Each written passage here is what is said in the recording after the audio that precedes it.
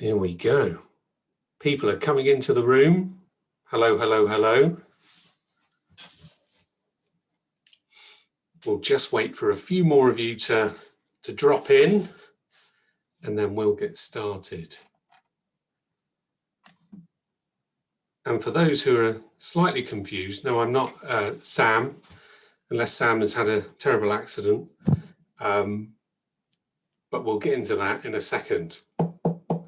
Right, welcome everybody. Welcome to the final talk in the Good Entrepreneur Festival 2021. It's been an incredible set of sessions, and tonight we're finishing with a fantastic panel, and also to announce the winners of our Pitch for Good competition.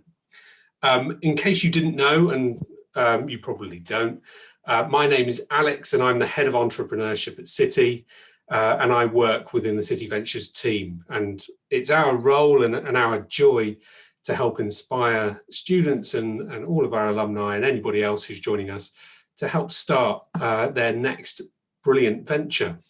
So what is the Good Entrepreneur Festival? For those of you who haven't tuned in before, this is what was once known as the Social Enterprise Festival, but we've renamed it and rebranded it because we want to celebrate all entrepreneurs that we consider good. And that includes people who are including the planet and people within their business model and the way that they operate. So the festival is brought to you by City University of London. We are a marvellous institution based in the middle of London, and we welcome roughly 20,000 students a year across a range of programs, including business, law, engineering, health, and the social sciences. We also have our wonderful Better Space, which should hopefully be opening at some point soon, and we'll tell you a bit more about that. We've got some exciting updates, so please follow all of our social media. When it comes to Better Space, you'll be able to see some of the ongoings behind the scenes, and we'll be announcing what's coming soon, very, very shortly. And Better Space is as it sounds. It's a space for good entrepreneurs, providing community co-working space, as well as programs and services for the local community, as well as all of the people within our city community too. And then, as I mentioned earlier, tonight we'll also be announcing the Pitch for Good winners and runners up. So that will be happening just after the talk with our panel this evening. Now, as is tradition with the festival, what we like to do is just do a little review of the numbers and see what's happened. This time, sadly, we couldn't do it in person, but I think it's been just as great doing it online. And let's take a look at some of those numbers. So this year, we've had just shy of 800 registrations. That's a huge amount over 5 sessions. And there's been many conversations going on social media and lots of people getting in touch. So that's a brilliant, brilliant and very, very positive figure for us. And this is one of the beauties of doing it like this year, is that we've been able to have people from across the world tuning in to watch these pitches. Sorry, not the pitches, the talks.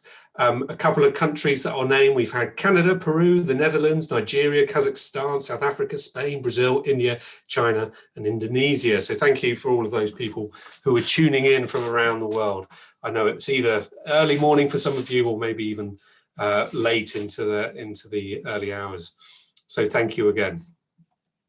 And we also shouldn't forget all of those amazing speakers that we've had so far. We've had 12 legends, all delivering amazing content. And you can pick up, if you've missed any of these sessions, they're all available on our YouTube channel. So just go to the City Ventures YouTube channel and you can find them all there. Thank you again to all of our wonderful speakers. And we should also take the chance now to thank the organisers and also you as the audience who's been tuning in to come and watch these amazing talks. But a big thank you to Rui, who has been working behind the scenes and has appeared on the scene occasionally, and also Sam, who I know is here tonight. So thank you very much to you two and all of the hard work that you put in.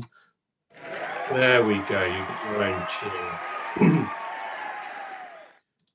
So, without too much delay, Tonight we are going to be talking to some brilliant entrepreneurs who have got social impact at the core of their business. And the other thing that's remarkable about these people is that they've all got a connection with City too. And before we get on to talking to them, you can follow their social media by picking up some of those tags there. So maybe just take a second to have a look at those. I'll give them a cheer while you're doing that.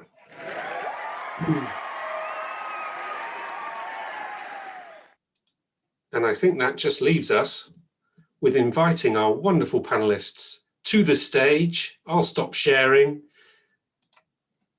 and then we can get on with some questions. Panelists, are you there? Hi.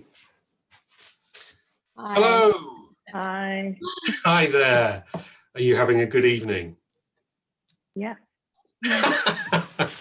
A really overwhelming response there. I'm glad I've got these sound buttons handy, you know.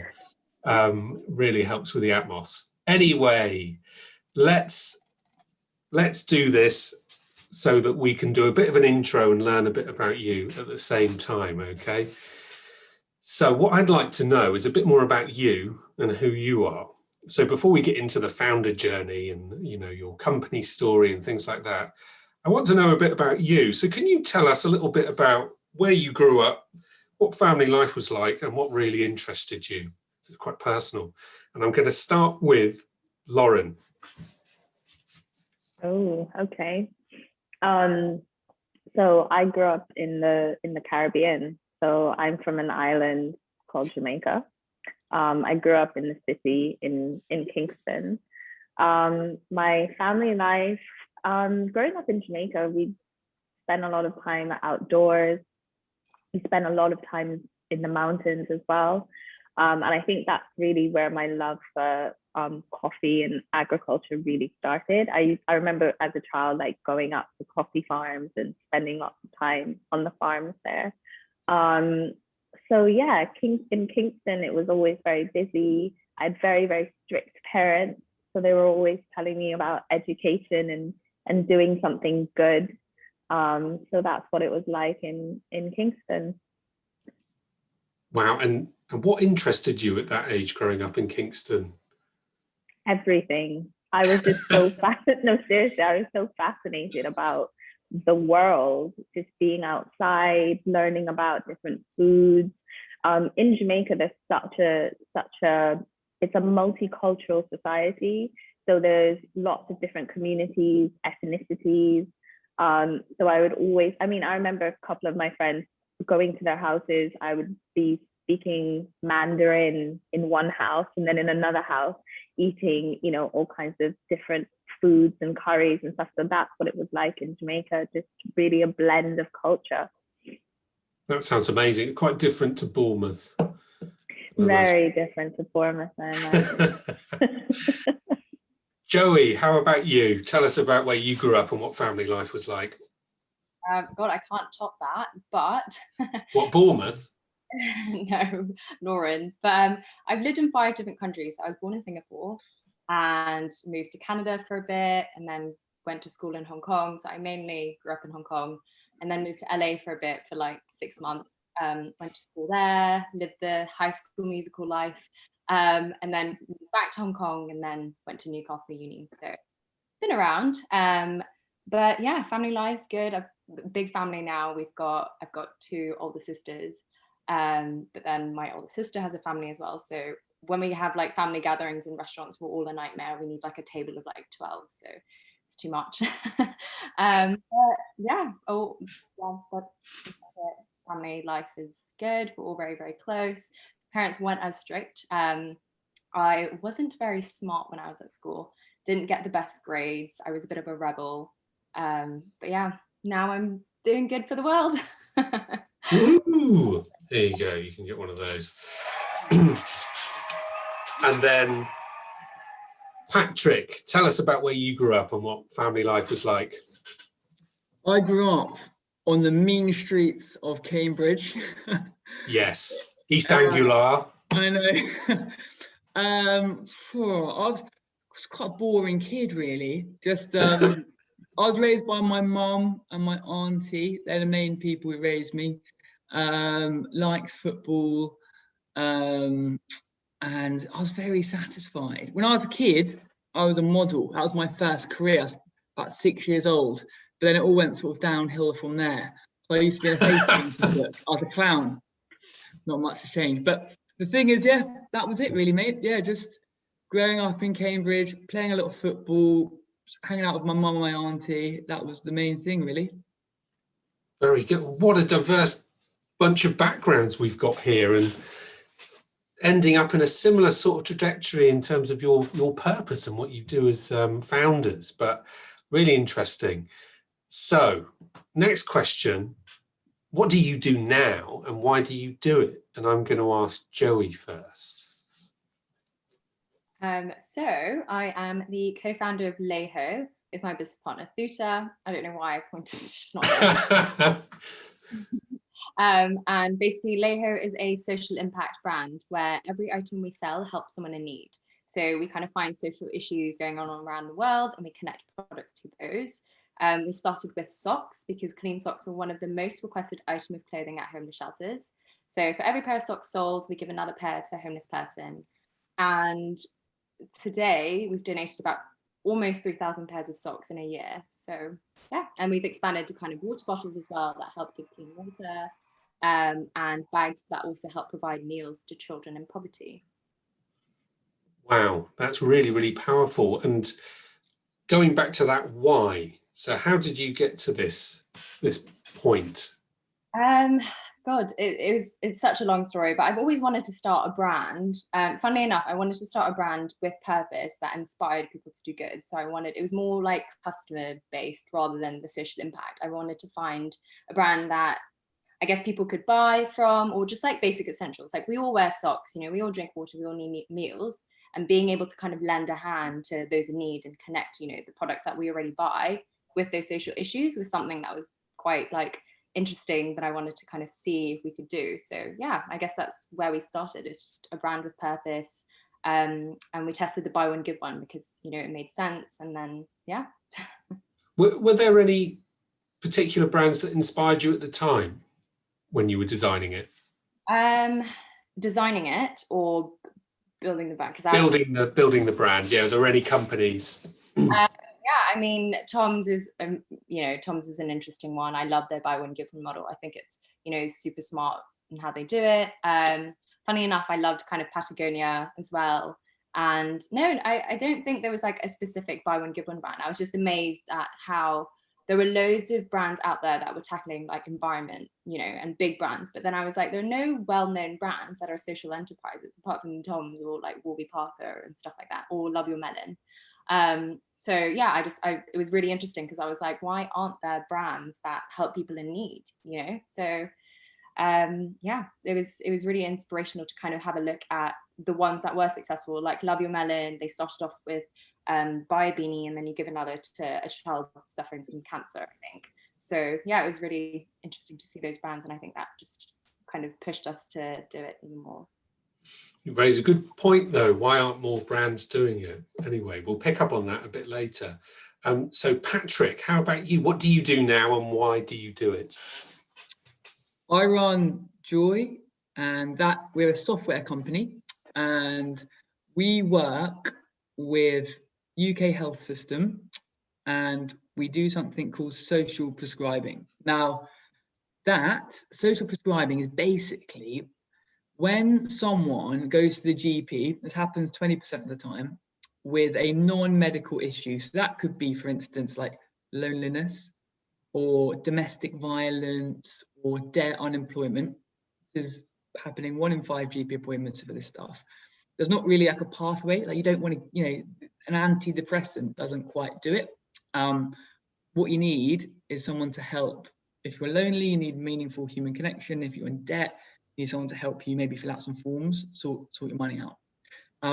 Anyway, this stuff is provided typically by charities like Aged Care, Assistance and Advice, and that pathway by which a healthcare professional prescribes or refers a patient to a non-clinical service like an Aged Care is known as social prescribing.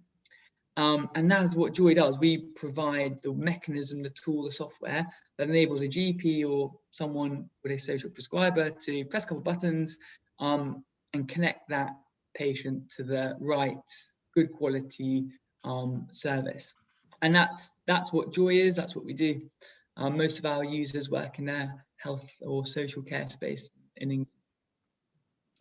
And how did you get into founding Joy? What was the spark for you? What inspired it? Lots of different things have sort of made me sort of go down this route. I suppose just a couple, like the direct experience that I've like personally seen with my mum, for instance. She's got a lot of complex issues and needs which are non-medical but impact her health.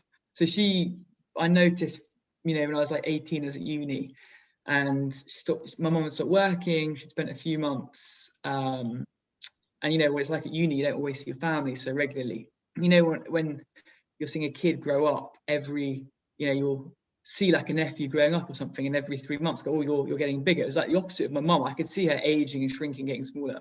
Reality was money problems, loneliness, other stuff as well, meant that she was spending all her time indoors / in bed. And I saw just how tough it was to get her out of the house, into groups and services, and help get her money under control, find purpose, human, meaningful connection, etc. Experienced that firsthand and have seen that basically this whole massive array of non-clinical services that exist are having a medical or health impact on people. And that pathway is massively underexplored. And there is basically no evidence or data being collected to sort of like show the health improvement. So I saw it myself firsthand, experienced the difficulty of trying to connect a person like my mum or a patient like my mum to services. And that was really like the instigator for me. And that was really one of the genesis of starting Joy, like the experience I had as a teenager. And probably one of the experiences that I carry around with me, trying to think like, would this work for my mum? Could I have used this technology when I was in that situation myself? Wow, so your mum was a big inspiration, I suppose, in many ways. Yeah, sort of. Yeah, I suppose so. Like an indirect. It was like for me, it was like being at the cold face of like a really difficult challenge and trying to solve it. It's definitely. I think when you're starting a company or a business, you really need to be in a big problem space. Like you need to be tackling a big, difficult challenge.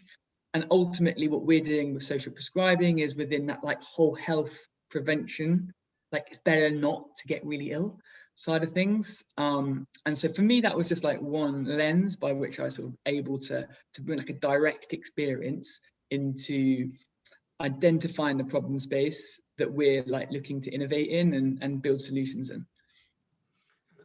One of the things that we do in the startup world is we use a persona to design for, usually, to put yourself in people's shoes. So it's interesting to hear you talk about your mum and would it work for your mum and how it would affect her in, mentally, physically, could she do these things? That's a really good way of designing something and looking at a user's journey in some ways. So thank you, Patrick. Lauren, what do you do and why do you do it? I just want to say, Patrick, that is an amazing story. And what an amazing business. That's so fantastic. So I'm the founder of the Leiho Coffee Company. So we source specialty coffee from women-led communities. So mostly communities that have regions of conflict. And we work with smallholder farmers to bring the best beans to London. So that's what I do. I can guarantee it's very tasty, although Lauren always tells me to buy more and more of it. I always do. Go on my website, buy more. And what inspired your business? Where did this come from? I had no intention of setting up a business. The kind of similar to what Joey said, like I didn't do well in my A levels at the time, went back to Kingston, sat in the house. I remember that night, like my electricity cut off And I was just sitting there in the dark, just like, what the hell am I going to do in Kingston in Jamaica? At that time, my parents were so pissed off with me because they were like, well, what are you going to do? You're not going to university. And as I said before, I remember when I was young, I always used to go up to the coffee farms, and I was really, really, really inspired by the community there. So I kind of sought refuge, I guess, in the mountains, and I ended up helping my uncle at the time on his coffee farm. And I really enjoyed spending time there. And I said to myself, well, maybe I could just set up something, like pay farmers better. And I started really listening and hearing the stories of these really inspiring, empowering women who were basically doing all the work. And I just couldn't understand why they were not recognized, why they were not being paid fairly. And then fast forward, when I had the opportunity to come to the UK, I realized some of these coffees were being sold at such high prices and being, put forward as fair trade, when really and truly, farmers were living in poverty. So it really pissed me off. And I got a farm in Jamaica myself, and then I set up an organic kind of coffee farm, and then that's how my business started. And that's how. Would you consider that you've maybe been a dormant entrepreneur? Have you always been entrepreneurial, or was there something laying dormant until that point? I think, I think looking back at it, I wouldn't have considered myself as being an entrepreneur. I think in Jamaica, we have this, it's in our culture to just always be thriving, to be the best. It's like a hustle mentality. I remember in my summers, my mom used to send me to go and work in these kind of wholesale stores. In Jamaica, we have a lot of wholesale stores, and they're run by a lot of Chinese Jamaican families. And I remember I used to have to bag out these bags and put prices on them. And I was doing that in my summer holidays when I was young. So I was always around strong business women. And it's only in reflection now, looking back, that I realized that probably formed part of who I am today, and that kind of entrepreneurial spirit. Definitely. And I'm gonna ask the same thing for Joey, actually. Would you consider that you've always been entrepreneurial? Yes, because I feel like all my teachers and family and friends probably would have said the same. I think when I was younger, I was very much, I think at the age of 10, God, I was really, I would say I was really, really cheeky, but it was because I loved organizing and planning things. I remember when I was in year 4 or 5, I hosted this fake birthday party in this event. So I made this event, I planned it all, I said those clowns and goodie bags. I wrote exactly what was going to be in the goodie bags. I don't know how old I was in year 4, but pretty young. And I basically handed out all these invitations, and these parents were calling my mum, being where's the directors club? We've Google Maps it, it's not a thing. And my mum was like, what? And I was so young, and I was already woohoo, and then when I got older, I started doing a lot of event stuff at school. So I was leading hosting school fairs, all of their Halloween nights, and I was very involved because I loved kind of leading teams and planning things and organizing things. Same thing with uni. I also did a lot of stuff in events, but I started my own thing, and then started working with venue people and hosting open mic nights and stuff. So I've always had this drive to do something on my own. I didn't realize I would do something on my own straight after masters. I started this project when I was in City, and I basically made these handmade necklaces, and I sold over 250 necklaces. And yeah, it was just, I just love little projects. So maybe. I can vouch for your party organising as well. The Halloween party at the Launch Lab was a belter. It was really good. Hopefully we can get another one in this year, maybe. And Patrick, to you as well, have you always been entrepreneurial, or would you consider yourself an entrepreneur at an early age? Yep. Well, I started my first business when I was 16, and I don't know how I managed this with CRB checks or DBS, but basically I managed. I was at sixth form, I had to do this like sports leadership course. Mentioned that I love football, really love football. Anyway, managed to persuade a primary school to let me run an after-school football club, a primary school in Cambridgeshire, and I was charged the kids £2 a go, like to come along. Anyway, we had about 60 kids showing up. So I was 16, I was earning over £100 a week for like 2 hours. That I think that even now, probably the most profitable, most successful business I've ever started in my life. I was 16 at the time, I couldn't believe it. Had to get all my mates in to come and like help me like sort out these little kids running around. Didn't have like proper qualifications or anything like that. And then I've had a few shockers as well. Like I started a company that was like, I was like, yeah, sports nutrition is gonna take off, and I did the bad thing of not doing any market testing and thought basically there's a gap for like women's sports nutrition. Ordered a ton of protein powder to my aunt's house this time, filled up the spare room and just couldn't shift it. Like it couldn't get rid of it at all. So I had a few minutes. And then I got a job.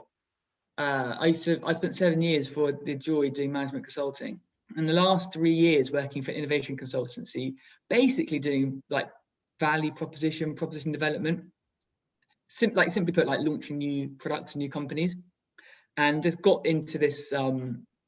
Like I loved it, and just probably starting like a new proposition or a new venture like every 3 to 4 months. You'd launch a new thing. And just sort of had it like hammered into me. So yeah, I've done a lot of it. That's interesting. And I suppose when you're working on somebody else's value proposition all the time, you kind of get a bit sort of jealous as to offering all of that help. I suppose you can test ideas that way too as well. Yeah. We were starting a predictive maintenance business for nuclear submarines was one of them. That's when like we first started. I started thinking about Joy. I was like, it must be more than more. The skill set.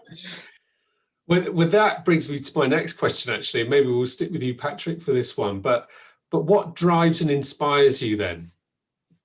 Oh, that's a great question. I do genuinely love what like I'm doing with Joy.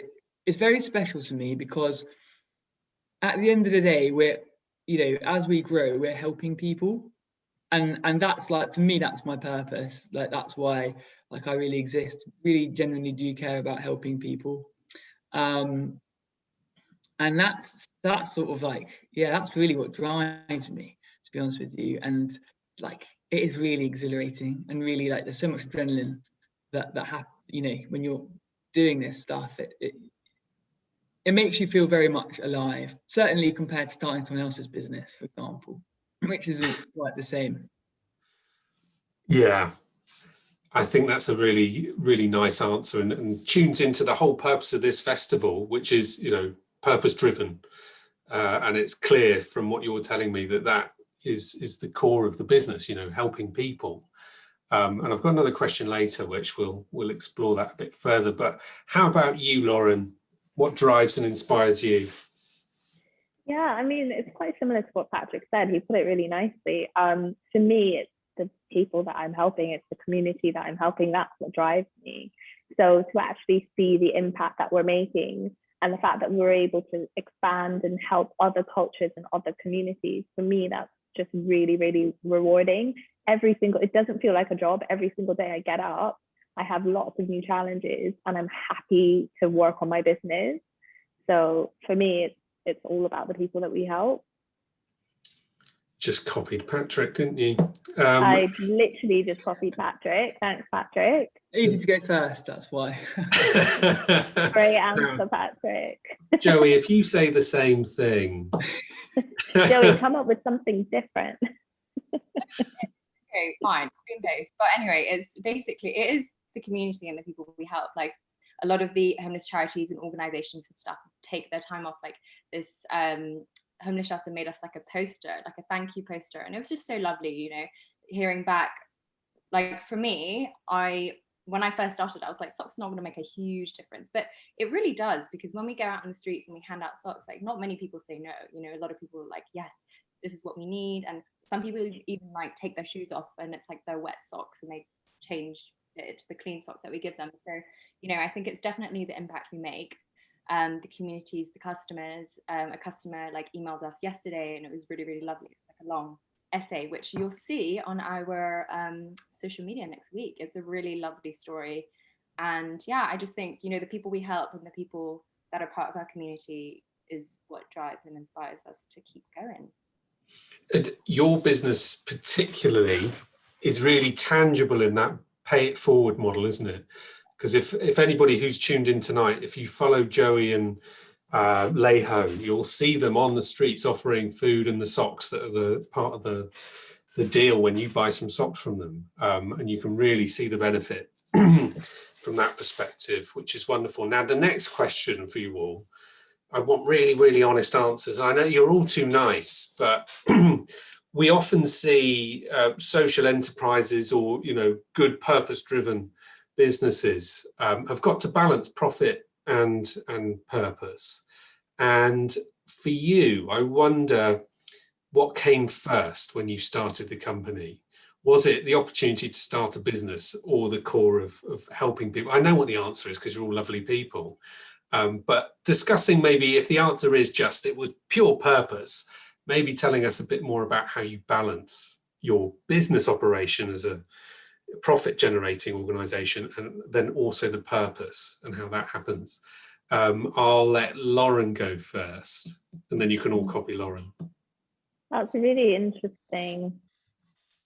I think looking back now, I was more driven by a need to survive myself because I wouldn't be able to help others. I also was quite like arrogant. So I had like a fixed view of how I was going to do what I wanted to do to help my community. And it was only over time that I realized that, okay, actually, I need to sit down and listen and really figure out what the problem is and actually kind of get further ahead to be able to help.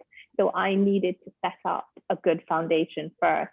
So in all honesty, my intention was always social, but I had to be able to make enough. And I think I've mentioned this before, but I remember I got all this coffee, put it up on Alibaba, and I was just like, oh my God, I really need to make this sale. And I remember going to bed and I was like sweating, like, what have I done? I've put so much money into this. And I got this client from Hong Kong who said, look, I'll buy all your coffee.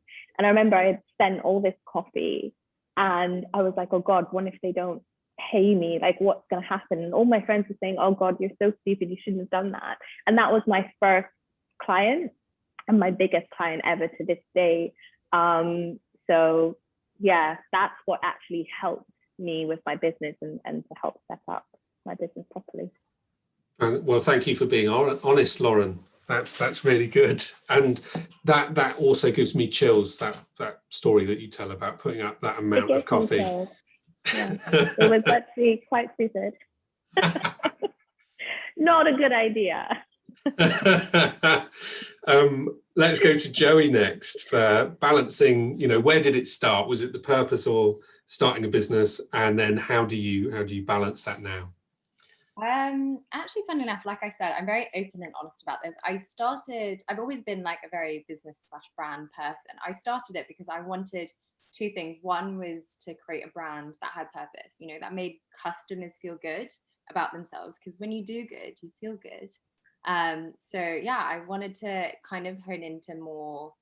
I was really interested in consumer behavior and like why, you know, how people like purchase items that were like that help people in need or for the environment and stuff like that. So I was very interested in that sense. And yeah, and I think in terms of social impact, like we drive with our social impact when we run our business. You know, everything at the beginning, the first year was all social impact based. But what we've noticed is that when you lead with social impact, and I'm not generalizing the whole like human population, but as consumers, we are selfish in what we buy. We buy things to either shape our identity, or we buy things to improve our likability by gifting something to someone. you know. So it's not like, I'm not saying everyone does that, but a lot of studies, and I've done a lot of research with this, and, you know, a lot of people say that consumer identities and brands and stuff, that all like shapes together. So I think now we've started to lead more with what customers are going to get out of it. So we started to direct like our messaging and everything all towards customers, and we've seen like a huge change,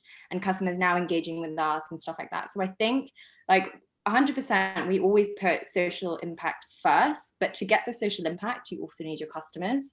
And I think with Leiho, like me and my business partner, we have that right balance, because I'm like driven by helping bring those customers, and my business partner's driven by all the social impact side of it. So, you know, it's a good balance, and I think it's important to have. But yeah, that's good as well with the co-founder arrangement. That really helps, I think, where you almost have a COO for the operations and the business side, and then you have a CPO, a chief purpose officer almost, and then, you know, your skill sets really complement each other. So Patrick, how about you? Yeah, it's a good question, definitely. And the two they're not really mutually exclusive. I had this like hunger to sort of start like a tech for good company in December 2017, and like then like a series of just sort of wild events kind of happened. So I remember I went to my church did this big festival, and I heard someone just talking about like the epidemic of loneliness that was rife across our country. I just felt completely called. I was like, this is the thing to solve. So that was it. And I was like, right, I want to start a business that can address the problem of loneliness. Always been a business. Actually, I go to church at King's Cross, and a lot of companies have come out of there, like addressing all kinds of things like food banks and things like that. So I was like, okay, I'll mention this. I was mentioning to the vicar. I was like, yeah, I'm thinking about doing like, you know, launching a business in this space. They've started up a few things. Anyway, told him, and then out of the blue, miraculously, someone got in touch with me and said, there's this £100,000 grant to address the problem of loneliness going on. And I was like, oh my God, it's a miracle. Anyway, applied and we won. And we did a partnership to think the whole thing, but won this thing. Anyway, so for me, if I'm being completely honest, like I've like entered it and like have felt that basically there's like, for me, like this is my purpose, it's my calling to go into it, and have been lucky when it comes to like the funding and the financing, whereas some of these doors have been like unlocked for me before it's become like a real pressure or a real problem. The background that I have is one that's like just at the commercial side of innovation anyway. So I know that like this like viability is just like, it's like a design principle for us. Like our product needs to be effective, people need to go to things, but also it needs to tap into some of the commercial aspects of it. It's like those two, like when you start a company, there basically you have like a must-have column, and then what you find out is that there's not enough of you to like deliver all the must-haves, and so you have like absolute must-haves, and you just create like new sort of adjectives to put in front of the word must-have. But totally, yeah, like helping people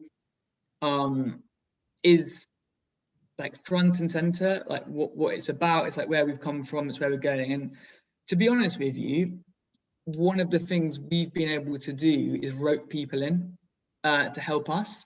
And that's like people who are massively talented people who we wouldn't have been able to get their help without like unless they identified or connected with the thing that we were doing anyway. So I just can't separate it. And even personally, I wouldn't want to have started a company that didn't like have an immense amount of meaning for me as well. Yeah, that totally makes sense. It's such a marriage in some ways, isn't it? You and your company, that it needs to be right for both sides. You need to have this joint agreement almost, and values are an incredibly important thing, especially in socially driven companies or sustainability or green or whatever it might be. But values tend to be actually true to the company, rather than, you know, in some places they'll put some values up on the wall and it will just be there for checking every now and again. Do you have any values with your company? Have you developed a set of anything like that, or is it sort of a more agile approach in your own company? I'll start with, let's go to Lauren. I think it's more of an agile approach. I mean, we do have like fundamental core values. I mean, sustainability is something that like we live and breathe as well. So even like our packaging and everything, it's always sustainability in mind. So I think with our company, we don't have any written core values. Like we've got our main mission and goal, but I think we do take a more agile approach. And how about you, Patrick? Mm-hmm. Yeah, so one of the values is commercial, because we've got to be viable. That's one of them. And then like kindness is another value. And then I'm talking about the sort of the values that I look for when looking to build the team out and bring people in. So yeah, commercial people, kind people, and then incredibly talented people. I think if you want to start a tech for good company, or a full good company, you've got to be absolutely excellent in what you're doing, because it's a little bit more tough. It's a little bit more hard. You're starting from a slightly, you're adding a bit of a constraint onto your company, which you can probably turn that into strength if you want to. But those are the three, like, so kindness, like people who are commercial, and people who are like just absolutely excellent and talented as well. So but it's probably agile, because I imagine we'll add more to them. Yeah, must be quite hard to find people. Maybe it's easier now, actually, in the pandemic. I don't know. But we'll get onto that. And then Joey, how about your values? I think our values are pretty fixed. I mean, me and Thusha pretty much have very similar values. So sustainability is also at the heart of everything we do in terms of packaging. We've started to question a lot of suppliers and getting them to send in certifications of like sustainable materials, where they actually source them, and like just health and safety in the factories and stuff like that, because we need to, because a lot of customers do ask, like, and we don't want to be a brand to be like, yeah, we're sustainable, they're made of bamboo, but the bamboo is like, from somewhere else, or I don't even know where they're from, like Mars or whatever. So we don't want a situation like that. So we have to know exactly like where everything's coming from. And now we've started to ask those uncomfortable questions that could, lengthen our kind of timeline or our deadlines, because if suppliers are like, oh no, we can't provide that, then that means we have to find other ones. But we're willing to kind of put that in, because we don't want to do everything like half-heartedly, yeah. And helping people in need, like I said, for us, it's very much, we put people, the organizations and homeless shelters and stuff we work with, at the heart of everything we do. Like, we tailor campaigns according to what they need. During lockdown, there was like a lot of there are a lot of vulnerable families that couldn't afford meals. So we decided to convert our sock donations into meals, where for every pair you buy, we donate 4 meals to a family that was in isolation. God, I can't talk anymore. But yeah, no, so as in like sustainability and, helping people in need, and also our community. Like I said, we are trying to build like good relationships with our customers, and yeah, just like being kind, and it's cool to care. That's our That's great. You share very similar values, actually, and yeah, you've got to watch out for that Martian bamboo. It's not very sustainable. The miles that it costs to bring it here are pretty harsh. So we're coming to the close now, and we've got a couple of questions that have come in, but I'm just going to ask 2 final ones, and we'll keep these as brief answers, if you don't mind. But what's next for your business? We'll go to Lauren. Any big news for the little coffee company? Yeah, really big news. So we recently started, we've actually sold the most amount of coffee to the Middle East in Doha. So we're really, really excited about that. Secondly, we've just launched our new refillable tins. So they're available on our website. So we're really happy about that. And we're launching an organic Ethiopian coffee range. So that's what's happening for the little coffee company. We're also looking for additional people to help us with sales. So if anyone's interested, like, please feel free to reach out to me. Fantastic. Doesn't get better than that. A job offer and also amazing coffee. How about Patrick? Any big news for you? Anything you want to tell the audience? We closed a fund round, like our fundraise, just before Christmas. So a couple of things that we want to do, like building the team out, like just getting some really excellent people in place.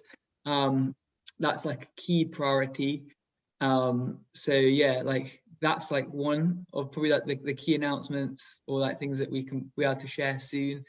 And we've got some new customers like lined up to sort of start using, like different parts of the country who will begin to be using our software, which is really exciting. And then like product wise, doing quite a lot of work on the product, particularly around like the area of like interoperability.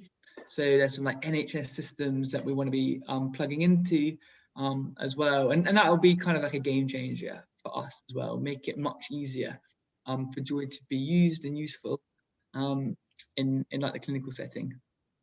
Fantastic, amazing news. What a Christmas present. Closing around before Christmas, amazing. And then Joey, how about you? Any big news, new products maybe coming out? Yeah, so we've got new designs coming in hopefully in a month's time. We've got some like smaller projects. We're doing like a pizza / socks combo, like a homemade pizza / socks combo with Share a Slice. And they basically, for every pizza you buy, they donate another box of pizza to someone in need. So that was kind of good partnership. And then I don't know if this is like too soon to announce, but yesterday we got a crowdfunding scholarship. So there's this crowdfunding company that's going to be working with us on a crowdfunding campaign. So hopefully we'll be able to launch Leiho underwear sometime, not soon, but like maybe at the end of the year or next year. But that was something that we thought would be in like year 4 or like potentially year 3. But yeah, it's probably happening sooner than we expected. So yeah. Wow, Leiho pants. You heard it here, exclusive. I asked you if you wanted to model for the underwear, but I'll email you. Yeah, Patrick's modelling days, he said they're behind him as well, but maybe there could be a good crossover here, the joy of modelling Leiho. Are you going to call them Lederhosen? Should do. Ha! Anyway, that's enough about me. One final question from me. We've got some questions coming in. It's fantastic. But any advice for anybody out there about how they can start their own purpose-driven company and try and reference City or City Ventures in there somehow? Let's go with Patrick for that one. Well, we're part of the Launch Lab in City, which to be fair, haven't been able to make the most of this. No. But which is gutting. But basically, that it is it's tremendous space. That like it's really, really excellent.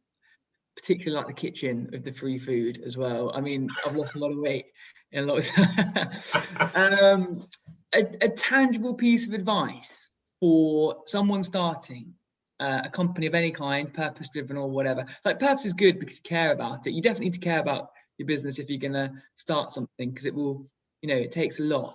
It really is, like you say, a marriage. It's, well, I've not been married, but I can imagine that it really is something like that. It's a real commitment.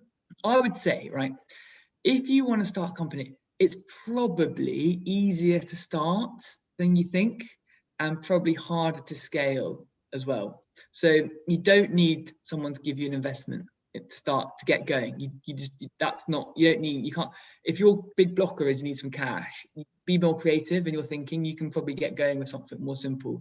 Like if you're starting a software company like we did, you can get something going quite quickly just to test some assumptions.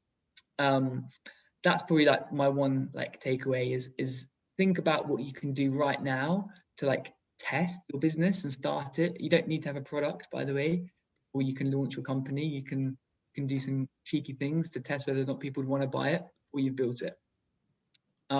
Yeah, that's probably my takeaway, my tip. Excellent advice. Just start. Yeah. Joey, how about you?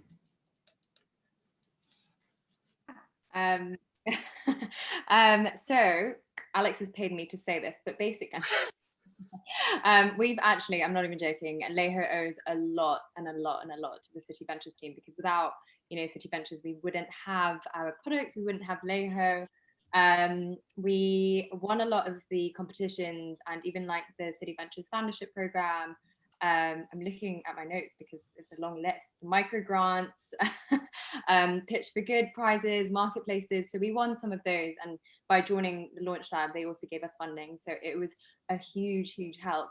And the funding isn't like small; it's like 1,000, and when you add them up, it big, big, big dosh. No, it was genuinely really, really helpful for us. So I would 100% recommend joining those pitching competitions. It's so fun, you win or you lose, you end up meeting lots and lots of other organizations, and it's just a nice community, and you get to network with them after, lots of free food and free drinks after. So you either celebrate or you drown in your sorrows.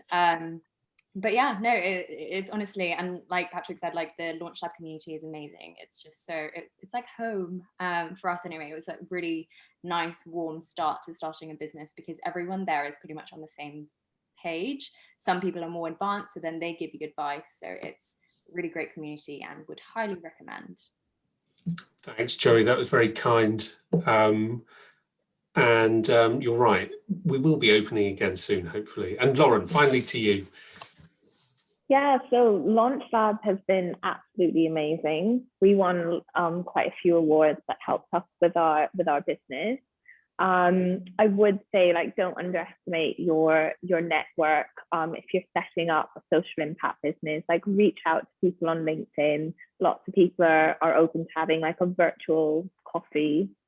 Have a chat with them. Use websites like Purposely. You can start looking at like how to develop a mission, like think about what problem you're trying to solve, and take the risk.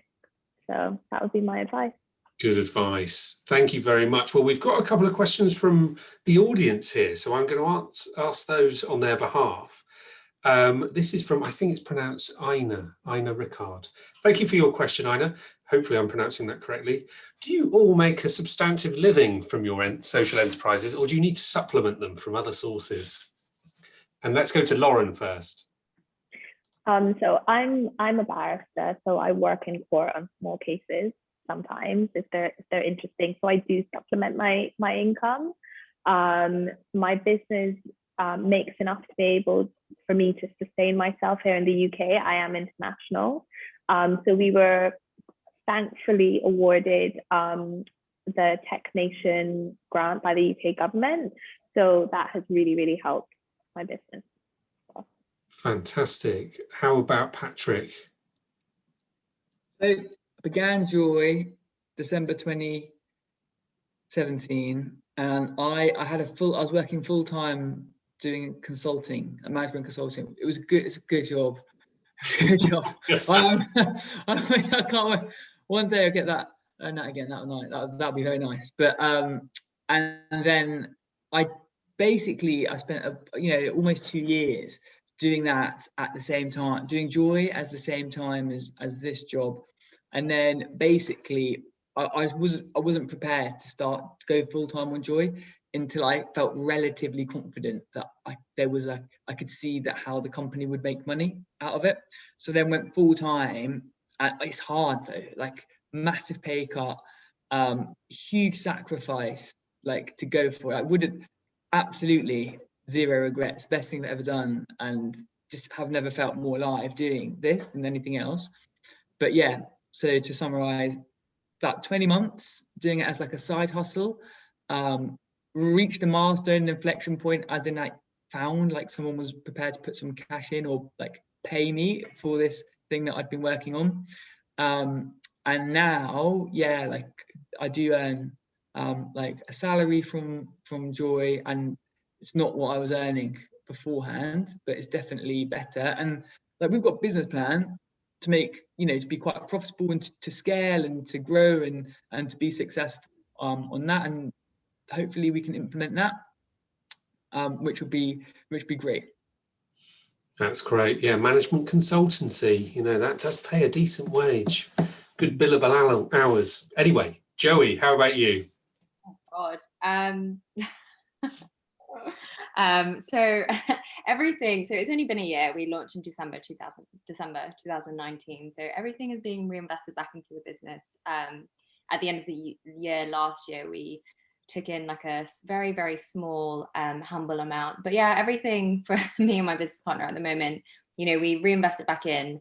And we are just, yeah, fortunate. I mean, I'm living with my mum and dad, if that helps. But yeah, they haven't kicked me out yet. But it is tough at the beginning. I think, you know, it is really scary because you think, like, we constantly think like, oh my God, are we ever going to make money? But, you know, we had a goal at the end of at the end of our first year, and we managed to sell more than we anticipated and more than we predicted. You know, we started getting like loads of corporate orders and wholesales and stuff. So yeah, I think, you know, you just work hard and hope for the best. But yeah. Fantastic. Well, the sales are going pretty well, I'd say, Joey. So when the pants take off, that's, you know, that's payday. Couple more questions here. Harry's asked about pitching competitions. So Harry, you can sign up to our newsletter, the City Ventures newsletter, and we push lots of competitions out there. We've got City Spark, which is our biggest in terms of competitions, and that's a £5,000 prize fund. There's also other bits in there, and we release competitions regularly. And then Ghani, thank you for your lovely comment there, Ghani. Ghani said, absolutely wonderful to all the panelist presenters and really inspiring ideas. Loved all the questions too. Thanks, Ghani. And she's also followed up for Patrick. Patrick, what did your mum think of Joy? She is constantly worried that I'm going to go bankrupt. So every time I ring her, she's like, she thinks it's bad news. She's very unsure of me leaving my job in September 2019, saying, bad idea doing this. You know, Brexit is like, if she didn't see what was coming. Genuinely, my mum, she lives in a rural village in Cambridgeshire. I will get Joy. We'll grow it so that she can benefit and access some of the support.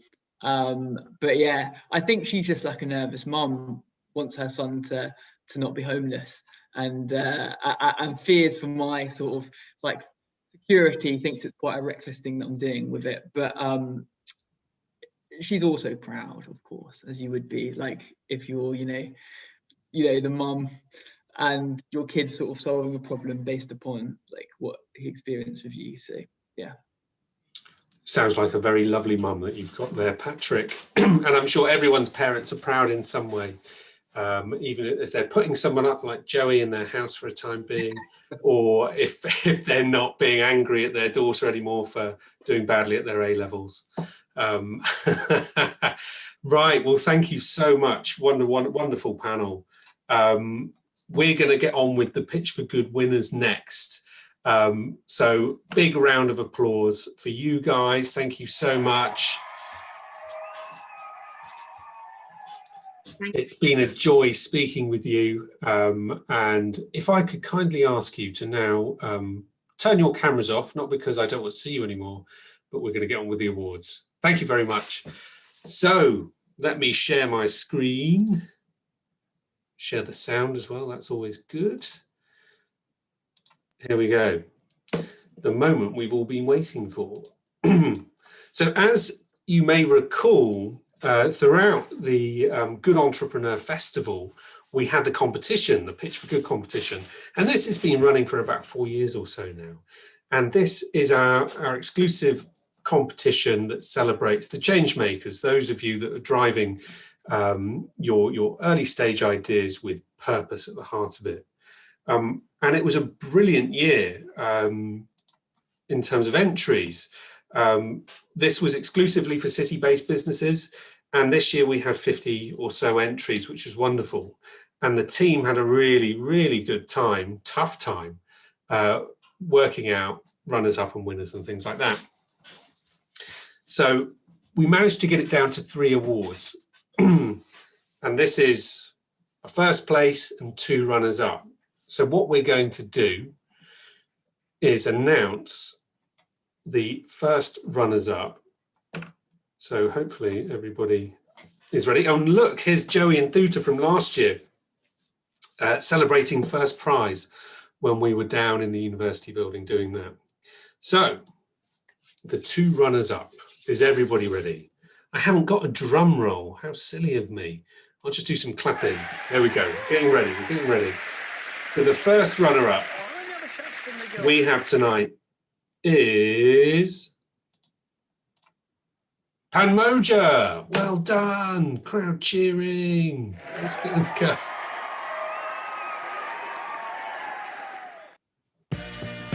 Fantastic. Amazing effort.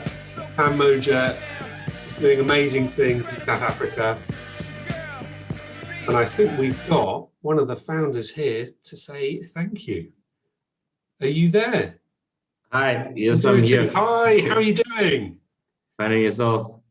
Good, thanks. Great to see you, and even more honoured to give you a runner-up award. How does it feel? No, it feels amazing. Thank you so much. Yeah, we really appreciate all the support and help we get. Also finding out that people also find value in what we're trying to do, and hopefully by October we can have a live launch on our platform. So yeah, thank you guys so much. I think also Kamal's here, so you could also say something as well. Is he here? I can't see. Kamal, you can go on. There he is. Cool, thanks guys. Yeah, very honored to be recognized for our efforts to change the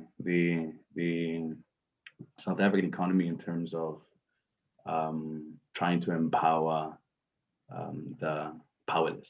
So yeah, we really do appreciate this. Fantastic. Well, thank you both, and thank you to Panmoja. I'm sure we're going to hear a lot more about you. Thank you again. Right. Next up for our second runner-up, the winner is Gals in Journalism. Are you there, Charlotte or Isabel? Maybe they are, maybe they're not. Aha, Charlotte is here, but I think she can't do much because she's, it's all right. Our technical expert has pulled her into the room. Hello. Hello there. Hi, Charlotte. Well done. Thank you so much. There's Isabel. Yes, for both of us. Well done. Wow. Any words that you'd like to say now as a runner-up for the Pitch for Good 2021? Thank you. Yeah. I guess that's a good start. No, a huge thank you. This means a lot to us, and yeah, we've had a great last 6 months, and it's so fab to do this with my best mate Izzy. So thank you so much. Yeah, thank you so much. It's amazing. Yeah, thank you. People want to find out more. It's the web address is there, www.galsinjournalism.com. So please go and visit their website. Fantastic. Thank you both. Have a great rest of the evening. Thank you. Bye. Well done. And so that just leaves us with our winner of the Pitch for Good competition 2021. Let me see. There we go. So we only have one of these each year. So without any further delay, let me see what track I'm going to put on for this one. Let's go for that one. Right. And the winner for 2021 is... It's a line. It's Neve from a line. Well done, Neve. Brilliant achievement. Now, is Neve there on the line for a brief acceptance speech?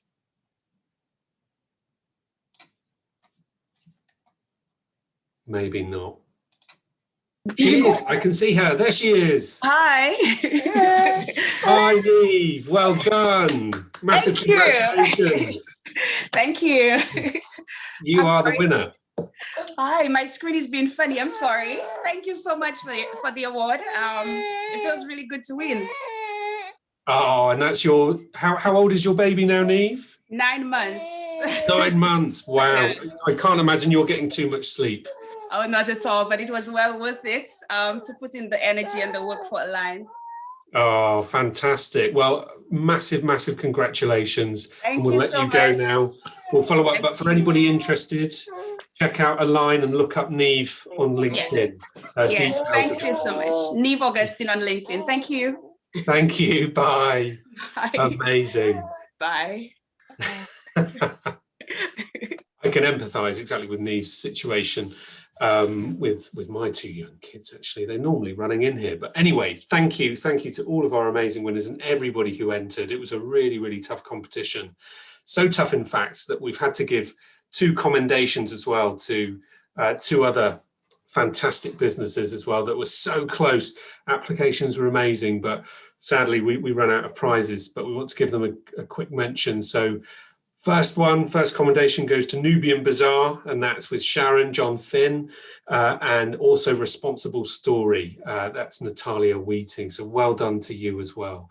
Fantastic applications, and hopefully we'll see you winning some of our other prize funds with some of the other competitions. And that, sadly, concludes the Good Entrepreneur Festival. I hope you've enjoyed it as much as I have. I've only done one of these sessions, but I thoroughly enjoyed working with the people on this. And big thank you to Sam and Rui who have pulled this all together. Big thank you to all of the people who have attended, and a massive thank you to the panelists tonight and all of the other speakers that we've had. It's been fantastic. If you're interested in any of the other things that we do, please, please, please go and visit our website. We'll put up the details afterwards, but the URL slightly changed now. It's www.city.ac.uk/entrepreneurship. One of the most annoying words to spell. But on that note, we will conclude and just say thank you very much. It's been a pleasure hosting these series, and we'll be doing it again next year. So thank you.